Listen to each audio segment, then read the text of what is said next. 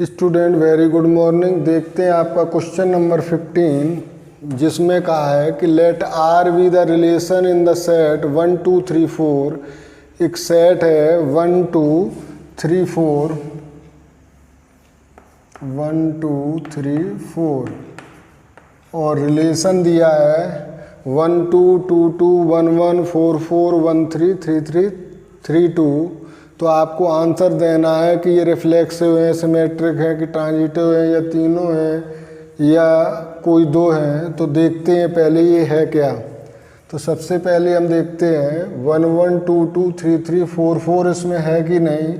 तो हमने देखा 1 1 4 4 3 3 और 2 2 सभी हैं। तो हम यहाँ लिख सकते हैं सिंस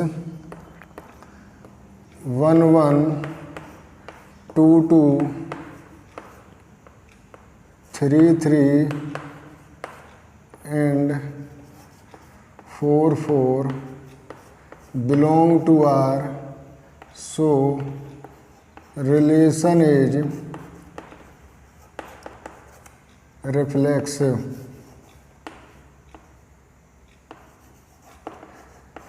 1 1 2 2 3 3 4 4 सभी आर को बिलोंग करते हैं तो रिलेशन हमारा रिफ्लेक्सिव हो गया।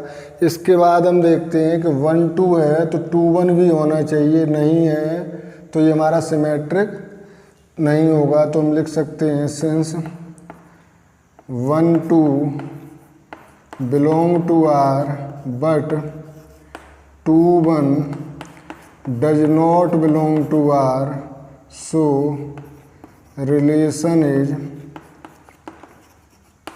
Not symmetric. रिलेशन हमारा सिमेट्रिक नहीं होगा। तो ये रिफ्लेक्सिव तो होगा लेकिन सिमेट्रिक नहीं होगा। अब देखते हैं ट्रांजिटिव के लिए। तो ट्रांजिटिव की कंडीशन ये है कि 1 2 है अगर और 1 2 का 2 3 नहीं है और क्या 1 3 है और 3 का 3 2 है और 1 2 भी है। तो ये रिलेशन आपका हमें लग रहा है कि ट्रांजिटिव भी है और रिफ्लेक्सिव भी है, केवल सिमेट्रिक नहीं है। देखो ट्रांजिटिव के लिए क्या है मैंने बताया आपको भी।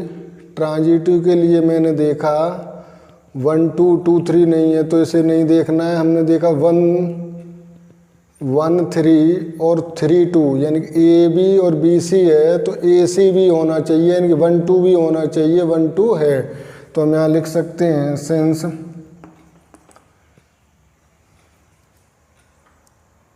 1 3 belong to R and 3 2 belong to R implies that 1 2 also belong to R। 1 2 भी R में है यानी कि AC भी R में है। सो रिलेशन इज ट्रांजिटिव। तो रिलेशन हमारा ट्रांजिटिव हुआ, रिफ्लेक्सिव हुआ लेकिन सिमेट्रिक नहीं है। रिफ्लेक्सिव सिमेट्रिक नहीं होगा, रिफ्लेक्सिव और ट्रांजिटिव बट नॉट सिमेट्रिक।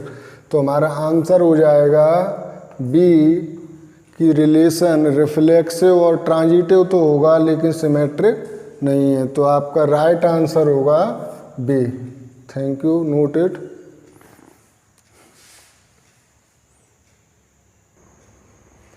देखते हैं स्टूडेंट क्वेश्चन नंबर 16। इसमें कहा है let R be the relation in the set N given by R equal to A B such that A equal to B minus 2 where B is greater than 6। Choose the correct answer. Correct answer आपको choose करने हैं तो पहले यहीं से देख लेते हैं। ए को चेक करते हैं कि 2 4 सबसे पहले तो है b इज ग्रेटर देन 6 तो ये b रहा in 2 4 belong to R, b is not greater then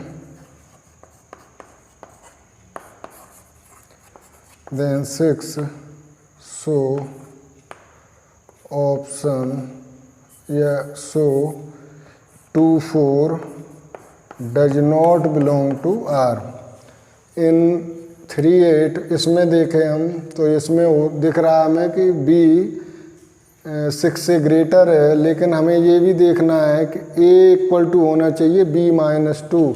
तो हम यहाँ करते हैं 8 minus 2, since 8 minus 2 equal to ये आता है 6, which is not equal to 3, जबकि a हमारा 3 है। So 3, 8 does not belong to R, ये भी आर में बिलोंग नहीं करेगा। अब देखते हैं 6, 8 को 8 यानी कि b से ग्रेटर है। अब हम देखते हैं a equal to b minus 2, तो 8 minus 2 equal to 6, which is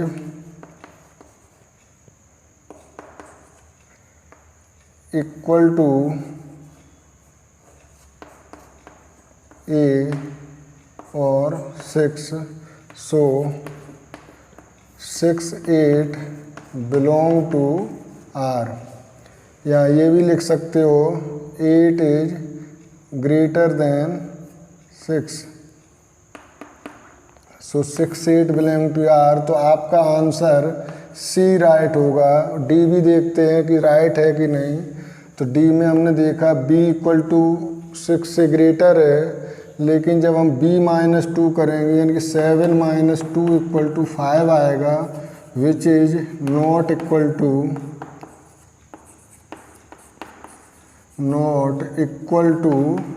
8। So 8, 7 does not belong to R, ये आर को बिलोंग नहीं करेगा।